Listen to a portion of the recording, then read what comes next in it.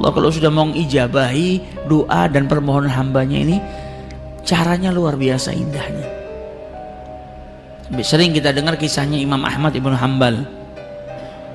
Tiba-tiba bangun tidur, kepingin pergi ke sebuah desa tapi nggak tahu ingin apa ke sana. Ingin pergi ke tempat sebuah kota atau sebuah desa, tapi dia nggak tahu alasannya kepingin pergi itu untuk apa. Hanya hatinya saja ingin.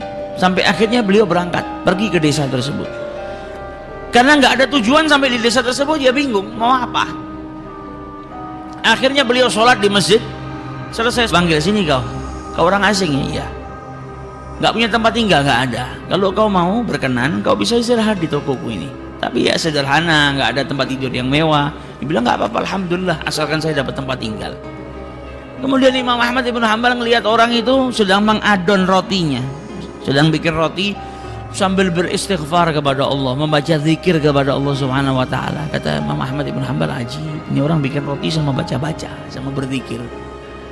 Ditanya sama Imam Ahmad bin Hanbal, sudah berapa lama kau berbuat seperti ini? Sudah lama, sejak lama. Saya selalu istiqomah. Apa yang kau dapatkan dari istiqomahmu ini, berzikir sambil bekerja ini? Kata orang tersebut, yang saya dapatkan, tidak ada satu doa pun yang saya panjatkan kepada Allah kecuali diijabahi. Kaget Imam Ahmad. Setiap keinginanmu, setiap doamu diijabahi sama Allah, ya. Semua yang saya inginkan diberi sama Allah kecuali satu yang belum. Nah, ini orang muslim tuh harusnya seperti itu.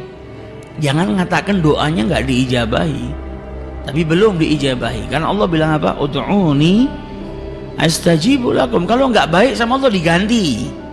Jadi bukan nggak diijabahi, tapi diganti sama Allah Subhanahu wa taala dengan yang lebih baik. Maka Imam Ahmad bin Hanbal bertanya, apa yang belum diijabahi sama Allah Subhanahu wa taala? Apa doa yang kau panjatkan yang belum diberi sama Allah? Dibilang apa? Saya ini sangat cinta kepada Imam Ahmad ibnu Hanbal. Saya kepingin ketemu. Sampai detik ini tapi saya belum ditakdirkan oleh Allah Subhanahu wa taala untuk berjumpa dengan seorang ulama besar yang namanya Imam Ahmad ibnu Hanbal. Imam Ahmad ibnu Hanbal ketika mendengar itu langsung bertakbir, pantas dari kemarin saya ingin datang ke desa ini tapi nggak tahu tujuannya untuk apa. Nggak tahu kenapa hati ini terdorong ingin pergi ke desa ini, nggak ada tujuannya. Ternyata hati saya digerakkan oleh Allah hanya karena Allah mau mengijabahi doanya pembuat roti ini. Ini yang berdoa sama Allah dikasih keistimewaan apa? Gak perlu dia pergi jauh-jauh ke kotanya Ahmad ibnu Hanbal.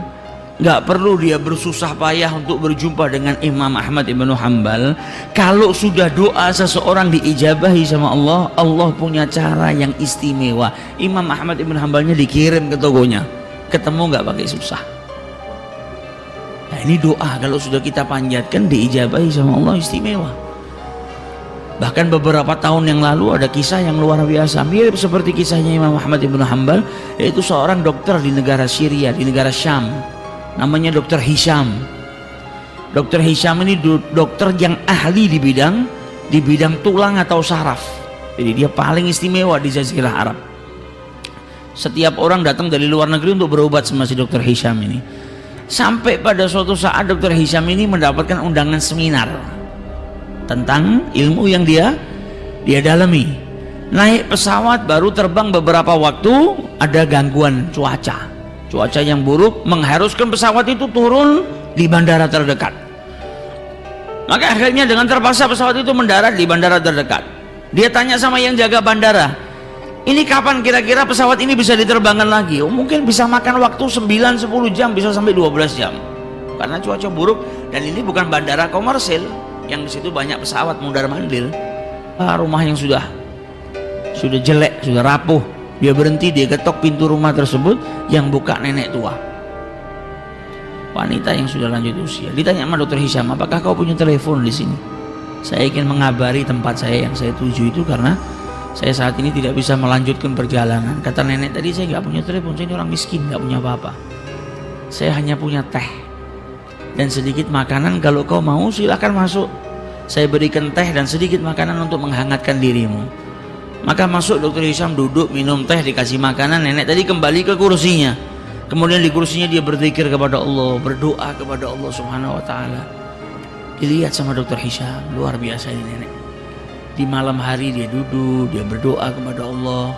Tanpa Dokter Hisham sadari, ternyata di sebelah nenek tadi ada anak kecil yang terbujur kaku. Ditanya sama Dokter Hisham, ini anak sebelah kau ini siapa? Oh, ini cucuku. Mana orang tuanya? Orang tuanya sudah meninggal. Bapak ibunya mati sudah, yatim piatu. Ini anak saya yang rawat dari kecil. Ditanya sama Dokter Hisham, kenapa anak ini dari tadi saya lihat gak bergerak?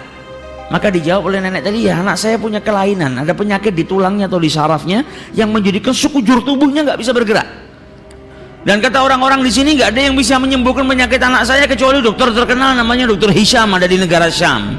Tapi apalah daya, saya orang miskin, nggak punya apa-apa. Untuk pergi ke kota yang dekat saja saya nggak mampu, apalagi naik pesawat ke negara lain ngobatkan cucu saya nggak mampu. Tapi saya punya Allah. Kalau Allah sudah punya mau, nggak ada yang nggak bisa. Makanya saya terus mohon kepada Allah Subhanahu wa ta'ala. Maka Dokter Hisham mendengar ucapan nenek tadi, badannya gemetar.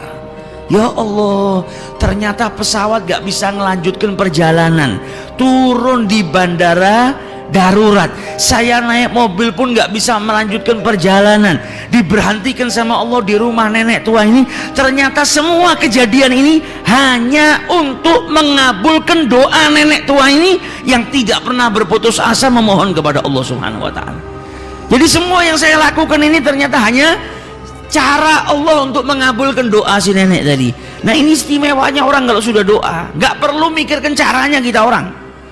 Ini nenek gak perlu ngumpulkan duit, gak perlu terbang bawa cucunya susah payah, gak perlu mengikut antri dapat nomor sekian supaya mengobatkan cucunya. Dokter Hishamnya dikirimkan oleh Allah Subhanahu wa ta'ala ke rumahnya.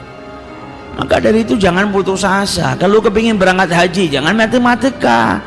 Dari mana uangnya? Dari mana uangnya? Minta sama yang punya dunia dan seisinya.